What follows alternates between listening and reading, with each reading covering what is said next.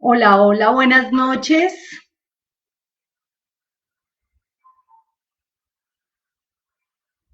Dice por acá que ya estoy transmitiendo. Buenas noches. Esperemos un momentico que me confirmen, por favor. Mientras tanto, quiero saber cómo han estado, que me vayan contando. Ya veo a las señoritas de Cito Speak conectadas, a la profe Zulay, a la profe Luz Ángela, a los compañeros de lectura. Buenas noches. Voy a mirar por acá. Ah, no, creí que me habían escrito. ¿Cómo vamos? Por acá hay que compartiendo, pero... Hola. ¿Cómo vamos, señoritas de Cito Speak? Muchas gracias por este espacio. Siempre es agradable estar por acá con ustedes. ¿Cómo va todo? ¿Cómo va esta semana? Muy lluviosa, pero bueno, gracias a Dios, todo bien. Entonces, bueno, y seguimos con nuestro libro. Eh, Vamos avanzando, yo creo que ya en poco lo terminamos y pues ahí tengo como otros 5 listicos. Vamos a esperar quién más llega, quién más estará arrunchadito en la cama con un café viendo esta transmisión con estos fríos. Profe Zulay, bienvenida. Qué chévere. Bueno, no sé qué más decirles hoy. Gracias. Y yo creo que vamos iniciando nuestro cuento de hoy. Bueno, yo creo que, como hemos dicho muchas veces, hay que tener cuidado con lo que uno desea, ¿no? Primero uno desea algo con mucha fuerza, después lo obtiene y después no sabe cómo deshacerse. Y nuestro cuento de hoy se llama El demonio del brazo de la banca. Entonces, yo creo que vamos iniciando. Bienvenidos a todos y vamos. Thomas vio por primera vez al ojalatero a la salida del banco de Sydney. Sus padres estaban adentro resolviendo algún pesado asunto financiero y Thomas estaba en la calle observando pasar el flujo de la vida en Cambridge.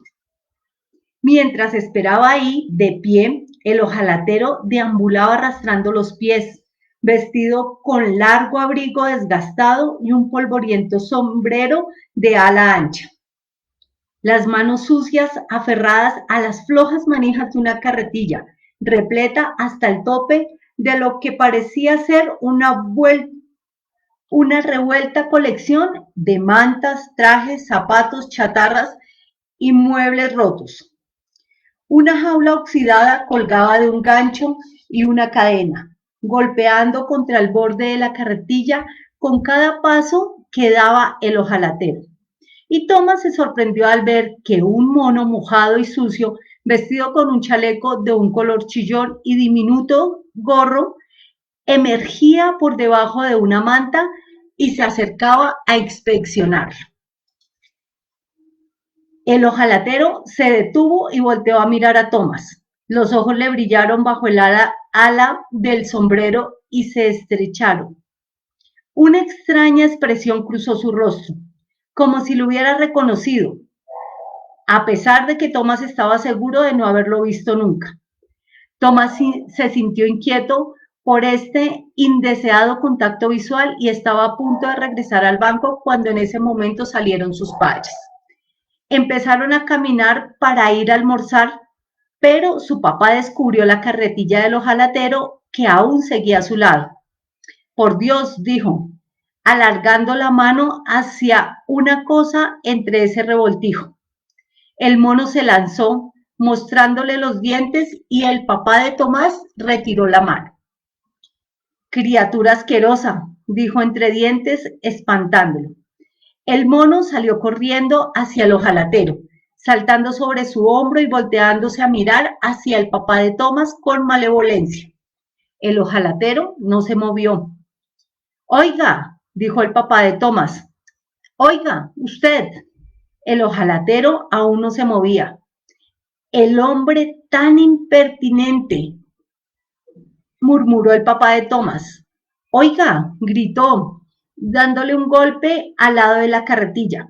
El ojalatero retrocedió un poco y se dio vuelta lentamente. Su rostro ceñudo y desagradable tenía la misma expresión abatida y triste que Tomás había visto tantas veces en el rostro de su abuelita cuando sufría alguno de sus ataques de migraña. ¿Qué puedo hacer por usted, jefe?, dijo en voz cómica fuerte, como si estuviera hablando desde la otra orilla de un río y no a unos metros de distancia. El pobre hombre evidentemente está un poco sordo, querido, dijo la mamá de Tomás poniéndose la mano en la boca para esconder su sonrisa. ¿Hay algo aquí en su carro?, gritó el papá de Tomás. ¿El mono? Pablo no le hará daño, señor, gritó el ojalatero. No se asuste. Muy bien, gritó el papá de Tomás, sintiéndose un poco cohibido por el volumen de su conversación. Se acercó con algo de cautela y agarró una figura tallada en madera. La sostuvo en el aire y la examinó con cuidado. Tomás dio un paso adelante. La figura se asemejaba a un sujetalibros bastante elaborado, labrado en forma de un demonio con cuernos y con las alas de murciélago plegadas. Acurrucado sobre las patas con la mano en la cara, en la postura de alguien susurrando. Su inmensa cara taciturna congelada en una amplia mueca. ¿Qué es, papá?, preguntó Tomás, fascinado y repugnado al mismo tiempo. Creo que se trata del brazo de una banca medieval, Tomás, dijo su papá, tocándolo con admiración. ¿Recuerdas las que vimos en Suffolk el año pasado? Tomás recordó entonces. Había elaborado tallas de animales y figuras medievales, pero no había nada como esto. No está para la venta, gritó el ojalatero. ¿Cómo lo consiguió?, preguntó el papá de Tomás con altivez. No está para la venta, repitió el ojalatero aún más alto y empezó a darse la vuelta. No use ese tono impertinente conmigo, dijo el papá de Tomás. Estoy por llamar un policía. Aún así no está para la venta, contestó el ojalatero por encima del hombro, empujando la carretilla y alejándose hacia el mercado. ¿Cómo se atreven? Rupert, por favor, dijo la mamá de Tomás. Está haciendo una escena. La gente ha empezado a mirar. Tomás miró alrededor y se dio cuenta que en efecto la gente los observaba y que dos muchachos de la calle, uno de ellos sin zapatos, los señalaba y se reía. El papá de Tomás erizó el rostro encendido y se atusó el bigote con el pulgar y el índice varias veces antes de sonreírle a su esposa. Muy bien, entonces, ¿quién quiere ir a almorzar?, preguntó, recuperando el buen humor, dándole un golpecito a Tomás en el hombro cuando empezaron a caminar. Pero en el almuerzo, el papá de Tomás volvió con el tema del ojalatero y el demonio del brazo del banco. ¿En qué se está convirtiendo el mundo?, comentó en tono de cansancio. Cuando algo semejante simplemente se puede arrancar de un lugar de veneración sin que se haga ningún tipo de reparación. Era algo bastante horrible si me lo preguntas, dijo la mamá de Tomás. Grotesco, te reconozco, dijo su papá, pero fascinante por eso mismo. Pero él no debería tenerlo. Era parte del material de una iglesia, querida. Y entonces, de todas esas cosas bestiales en los museos, bromeó su mamá. ¿No fueron acaso arrancadas de templos y tumbas y cosas por el estilo? Eso es distinto, como bien lo sabes, mi amor, dijo su papá. Espero que no estés comparando a mis estimados colegas con ese odioso mendigo. Él no tiene respeto por estas cosas, ningún respeto. Es sacrilegio, simple y llanamente. Tomás estaba sorprendido al descubrir que, a pesar del hecho de no compartir para nada el interés de su papá, en las antigüedades no podía sacarse de la cabeza la imagen de la banca. Mucho después de que sus padres terminaran la conversación, Tomás seguía viendo en su mente el horrible y malicioso rostro del demonio tallado. Después del almuerzo pasaron por las antiguas y venerables universidades y salieron de la ciudad, cruzando Newwen, el sendero del río de regreso a Grantchester. El verano estaba por terminar, pero aún así el calor y el paisaje a su alrededor estaba bañado por el sol de septiembre. Los padres de Tomás avanzaban por el camino de herradura, pero Tomás siguió por el borde del río, buscando lucios entre las aguas enmarañadas de hierbas y emocionado al ver pasar un martín pescador de una iridiscencia exótica, como una joya salida de la tumba de un faraón. Algunos toscos muchachos del pueblo estaban trepando las ramas de un árbol en la orilla opuesta y lo miraron fijamente con antipatía mientras pasaba antes de reanudar sus juegos. Uno de ellos brincaba desde una altura vertiginosa y formaba una inmensa salpicadura en la mitad del río. Más adelante, las barcas se deslizaban, conducidas bajo diferentes grados de competencia. Tomás observó a un grupo de estudiantes riéndose y navegando y soñó con el día en el que tal vez iría a alguna de estas universidades, cuyos altos muros y puertas vigiladas anhelaba atravesar.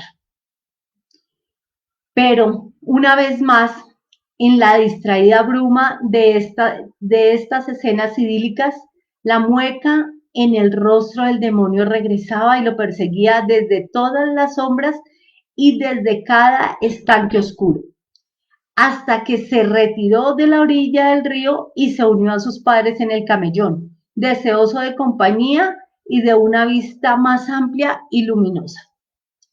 Al día siguiente, la mamá de Tomás lo envió donde el párroco con una nota referente a una velada musical que ella venía organizando desde hacía varios meses. Tomás acababa de cruzar la iglesia cuando descubrió la carretilla del ojalatero que habían visto en Cambridge. Tomás sintió una extraña presión en el pecho. Sintió en las manos un ligero adormecimiento y movió los dedos. Lentamente, como guiado por un titiritero, Tomás se dirigió hacia la desvencijada carretilla. El mono se sentó sobre una pila de alfombras enrolladas y lo observó con una familiaridad arrogante, como si hubiera esperado verlo, pero no había señal del ojalatero por ninguna parte. Tomás se acercó con cautela hacia la carretilla, manteniendo la vista en el mono todo el tiempo. Había visto los dientes de esta criatura y no tenía ningún deseo de recibir un mordisco. En todo caso, Tomás no podía dejar de ir a buscar el brazo tallado de la banca.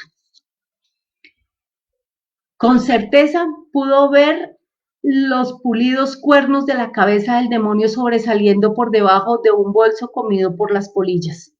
Miró alrededor. La calle estaba tan desierta como el cementerio cercano. Todo lo que tenía que hacer era alargar la mano y la figura sería suya. Después de todo, este sucio jalatero probablemente lo habría robado él mismo y robarle a un ladrón apenas si sería un crimen. Pero así no tuviera temor de dejar una mancha en su espíritu inmortal. Tomás sí sentía un miedo real frente al mono, que ahora parecía observarlo con absoluto desdén, como si estuviera emitiendo un juicio. Tomás se inclinó hacia adelante, extendió el brazo y alargó los dedos hacia el brazo de la banca. El mono no hizo ningún movimiento para impedírselo, pero permanecía sentado mirándolo fijamente todo el tiempo, hasta que Tomás apretó la figura contra su pecho. Sintiéndose satisfecho consigo mismo, se dio la vuelta para alejarse y quedó cara a cara con el ojalatero, quien lo agarró por el brazo. El mono de repente soltó una horrible risa ruidosa y chillona, o al menos Tomás pensó que había sido el mono, pero al mirarlo descubrió que la boca del mono permanecía firmemente cerrada, a pesar del estruendo. El ojalatero lo miró fijamente. Solo la estaba viendo, dijo Tomás. Puedes tomarla de nuevo. Quizás no, querido amigo, dijo el ojalatero, al tiempo que los chillidos subían de volumen. Suélteme o llamo a mi papá. Lo siento, querido muchacho, dijo el ojalatero. Lo siento mucho. Te confundí con tu papá. Nunca pensé estar pasándolo a un joven como tú. Pero no soy yo quien hace las reglas. Ya verás, cuando llegue tu hora, harás lo mismo. Se lo entregarás a tu propia madre si tienes que hacerlo. Una sonrisa cansada cruzó su rostro y jadeaba como si acabara de soltar una inmensa carga. El sudor le caía gota a gota sobre la frente. El ruido atronaba por entre los oídos de Tomás. Sonaba como si cientos de personas hablaran al mismo tiempo, susurrando, murmurando, gritando e insultándose entre sí. Se hablaban unos a otros y se callaban unos a otros, de tal forma que se ahogaban en el largo torrente de un ruido insoportable. A Tomás le costaba trabajo entender lo que decía el ojalatero. Hay cosas que debes saber, gritó el hombre por encima del murmullo de voces. Así que escucha bien. Y agarró a Tomás aún más fuerte. No puedes venderlo, no puedes regalarlo, no puedes botarlo. Alguien tiene que agarrarlo por sí mismo. Tiene que buscarte. Tiene que hacer que le cueste el mayor trabajo posible o de lo contrario no se irá. ¿De qué estás hablando? Gritó Tomás. ¿De dónde viene todo ese ruido? Pero mientras hacía la pregunta, Tomás descubrió la verdad. El ruido venía del demonio del brazo de la banca. Encontré esta maldita cosa en el cashback de Tánger hace 22 años. Siguió contando el ojalatero y levantó la voz aún más alto. Amenacé con matar al hombre que la tenía si no me la entregaba, y después lo maté por habérmela pasado, al enterarme de lo que era. Pero, por supuesto, ahora sé que este demonio empujará a un hombre a hacer cualquier cosa. Observó la figura, los ojos parpadeantes, estremeciéndose ante unos recuerdos que deseaba borrar. No puedo decir por qué la deseaba en primer lugar, pero parece que nos elige. Solo sabía que tenía que tenerla. Espero, muchacho, que te deshagas de esa cosa antes de lo que me costó a mí hacerlo. La verdad que sí. Algo parecido al arrepentimiento cruzó por un momento su curtido rostro, pero fue solo un instante.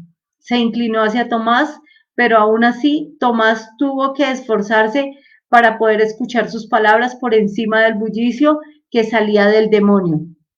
Las voces empezaban ahora a sincronizarse, como si todas estuvieran diciendo la misma cosa al tiempo, pero en desorden. Palabras y frases al azar surgían una y otra vez entre la cacofonía general.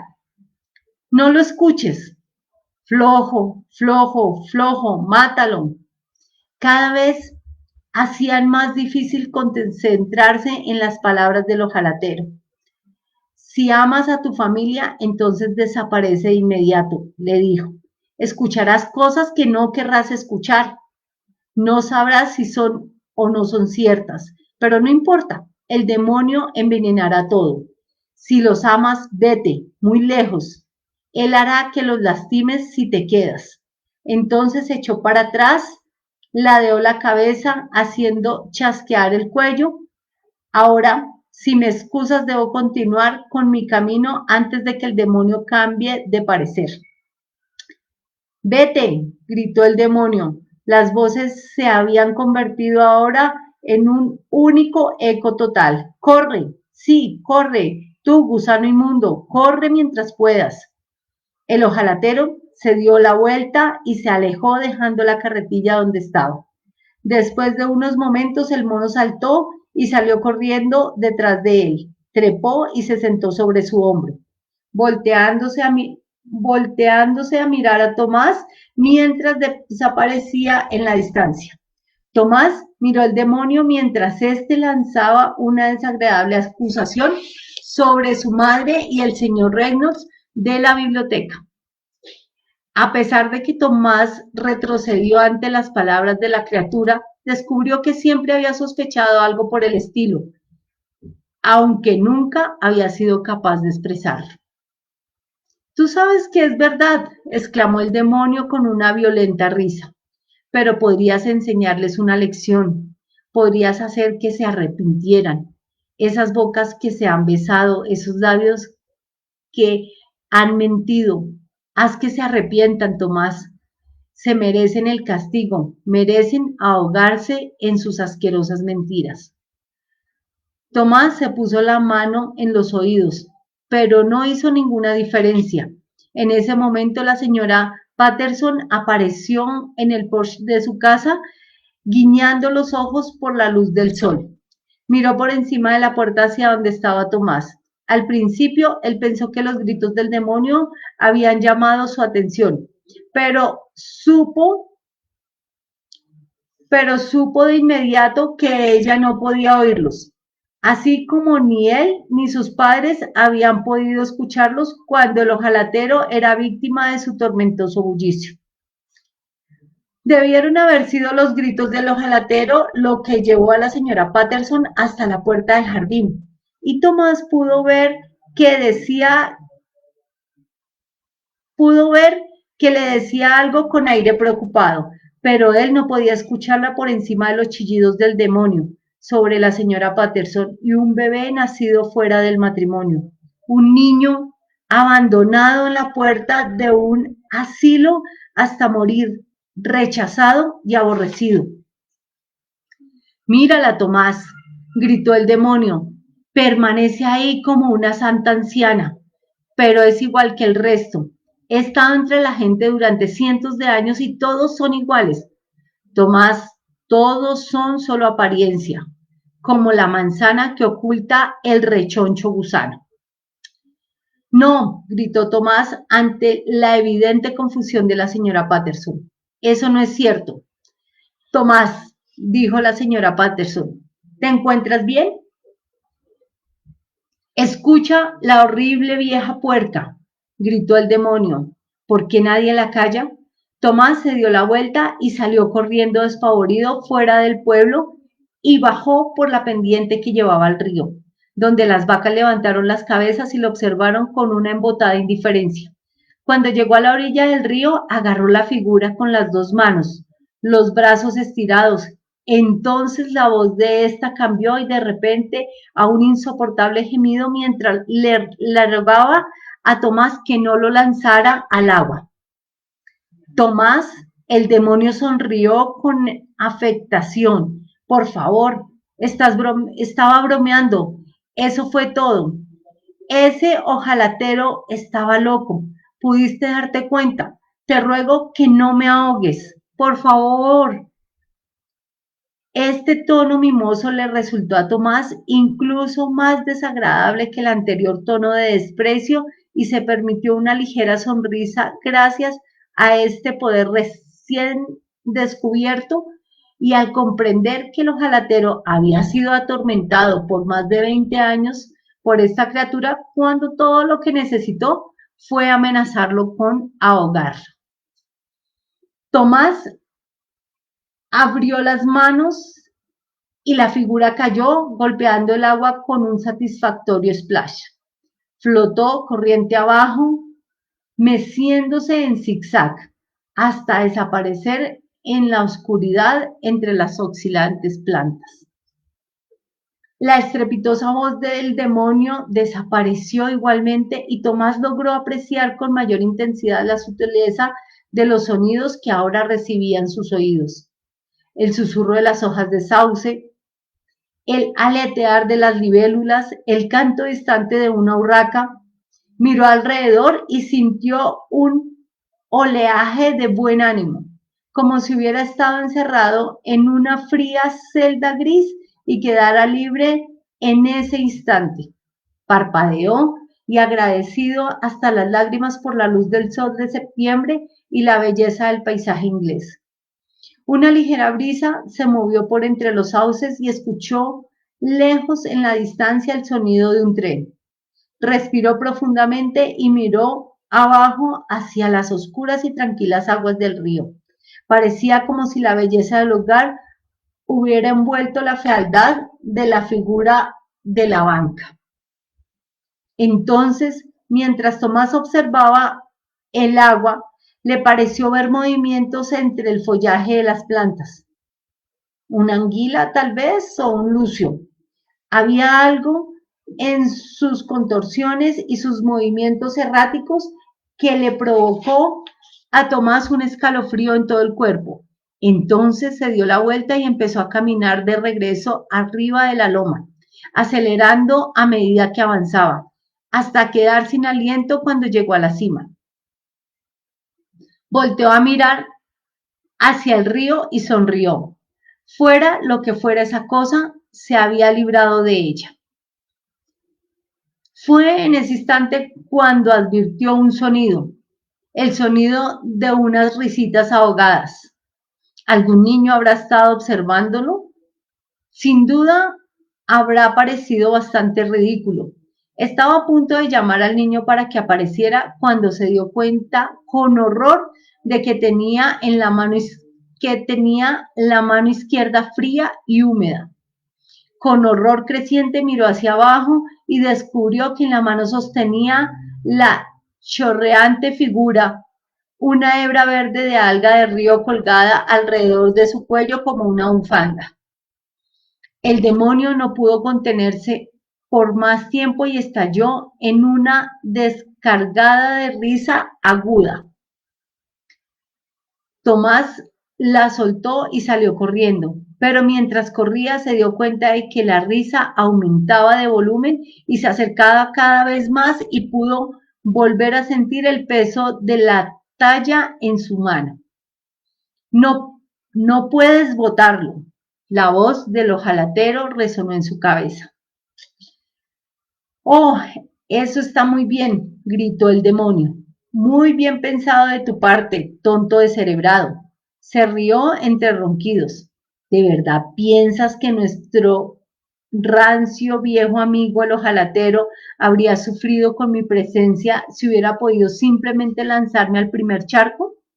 Oh, no, hombrecito, me temo que no vas a deshacerte de mí así de fácil. El momento debe ser el apropiado. El próximo peregrino disfrutará con el don de mi compañía, debe estar en lugar y a punto para la experiencia. ¿Pero por qué yo? Gritó Tomás. Sabes que todos preguntan lo mismo, dijo el demonio. ¿Por qué una pulga decide picar a un hombre y no a otro? ¿Cómo es que un gusano escoge un estómago en lugar de otro? ¿Por qué tú no? ¿Preferirías quizás que fuera tu padre? Sí, gritó Tomás al borde de las lágrimas. Eso es, exclamó triunfante el demonio. Buen chico. ¿Por qué no ese viejo charlatán pomposo? Está robando de la universidad y aún así tiene el descaro de humillarte frente a tu mamá por una cosa sin importancia. Nunca tomé ese tabaco, dijo Tomás. Claro que no, dijo el demonio, pero él no te habría creído, ¿no es verdad? ¿En realidad está robando la universidad? Preguntó Tomás. Lo ha venido haciendo por años, pero ni siquiera eso lo vuelve interesante. Con razón, tu mamá se deshonra con ese reptil de reinos. Pero me temo que las cosas no funcionan así. Soy tuyo y tú eres mío, y nunca nos separaremos. Hasta que no aparezca un nuevo anfitrión. Es una maldición, ¿ves? Una maldición debe tener sus reglas, pues. ¿Dónde estaríamos si no? ¿Dónde estaríamos? Una vez más el demonio rugió riéndose. Tomás sacudió la cabeza y cerró los ojos, tratando de sacudirse el efecto de vértigo que le provocaba el constante ruido. De repente lo embargó una resolución inflexible. Sin importar lo que dijera el demonio, Tomás estaba determinado a no compartir el destino de aquel deshecho y abatido jalatero. Esta vil criatura no iba a arruinar su vida. Por supuesto que éste diría que era imposible de evitar. Con seguridad, eso sería justamente lo que diría un duende semejante. Tomás caminó en dirección a su casa, ignorando los chillidos del demonio. Cruzó el jardín de atrás por la puerta abovedada en el muro alto. Smokey, su gata, corrió hacia él por el prado, pero se detuvo y bufó, erizando su largo pelaje gris cuando vio la siniestra figura en su mano. El demonio empezó a lanzar gritos, atacando a la gata y sus desagradables hábitos, manifestándose malignamente sobre el cáncer que le crecía ya en la garganta. Tomás siguió hacia el cobertizo, donde Benson, el jardinero, había dejado afuera su hacha clavada en un inmenso tronco de haya. El demonio adivinó hacia dónde se dirigía Tomás y también de su intención cuando agarró el hacha. Le gritó e insultó a Tomás mientras ponía la figura sobre el tronco de madera y levantando el hacha sobre su cabeza. Vamos, gritó el demonio, adelante, no tienes el valor, ¿cierto? Flojo orinacamas, mírate, te tiemblan las manos, eres patético, patético. Tomás respiró hondo y lanzó el hacha con todas sus fuerzas cerrando los ojos cuando dio el golpe. Pero en lugar de silenciar al demonio, el golpe de Tomás produjo simplemente más de esa estridente risa. Cuando abrió los ojos, no fue la figura de la banca la que había partido el hacha, sino el cuerpo de Smokey. Soltó el hacha como si ardiera y el gesto de su cara se transformó en horror. Las lágrimas inundaron sus ojos. ¡Oh, qué lástima! Gritó el demonio. Se rompió la pequeña gatita de Tommy. ¿Sabes qué creo que le arrancaste la cabeza? Esa va a ser una siesta de la que no va a despertar, comentó burlón el demonio, y Tomás descubrió que la figura estaba de nuevo en su mano. Déjame solo, gritó Tomás, empezando a llorar. Ay, ay, dijo el demonio, me temo que eso es algo que no puedo hacer, pequeño Tommy. Tomás sollozó. Vamos, dijo el demonio, no puedo creer que estés llorando por esa condenada gata. Menos mal nos libramos de esa nauseabunda bolsa de pulgas. Nunca te gustó, admítelo. Sí me gustaba, gritó Tomás. La quería, pero a pesar de afirmarlo, no estaba seguro. No, no es cierto, dijo el demonio riéndose entre dientes. No realmente, para nada. La verdad es que tú realmente no amas a nadie, ¿cierto, Tomás? No realmente, ni siquiera a ti mismo. ¿No es verdad? No más, gritó Tomás. Tommy, Tommy, Tommy, dijo el demonio, cálmate. Todo esto ha sido un golpe para ti, lo sé. Quieres tu vida de vuelta, lo comprendo, pero se ha ido para siempre. La voz del demonio se convirtió en un sisiseo. ¿Y por qué? Todo es culpa de ese asqueroso jalatero. ¿No es así? Te engañó. Si no hubiera sido por él, todo sería como antes. Él ha causado todo. Tiene que pagar y pagar caro. Vamos, si la gente la cuelgan por menos, por mucho menos, y aún así se sale con la suya arruinando tu vida, cualquiera entendería si tomas la ley por tus propias manos y le enseñas a ese viejo asqueroso una lección. Tomás asintió lentamente. El demonio tenía toda la razón al respecto. Ese cerdo había arruinado su vida. Ya encontraría una manera de deshacerse del demonio más tarde. Es lento, es débil, chilló el demonio. Puedes alcanzarlo en cualquier momento. Ni siquiera sé por dónde se fue, dijo Tomás. Sí, sí lo sabes, dijo el demonio. Claro que lo sabes. Va caminando por el camino comunal hacia Trupi. Puedes acortar camino cruzando por el campo. Es una ruta tranquila, no habrá nadie por los alrededores. Después de un momento de pausa, Tomás empezó a moverse hacia la puerta del jardín. ¿Vas desarmado? Gritó el demonio, con incredulidad. ¿Un muchacho como tú contra un viejo loco como ese? Él tiene un puñal, recuerda. ¿No lo viste colgar de su cinturón? Necesitas algo de protección. Ha matado antes, ya sabes. El demonio se rió.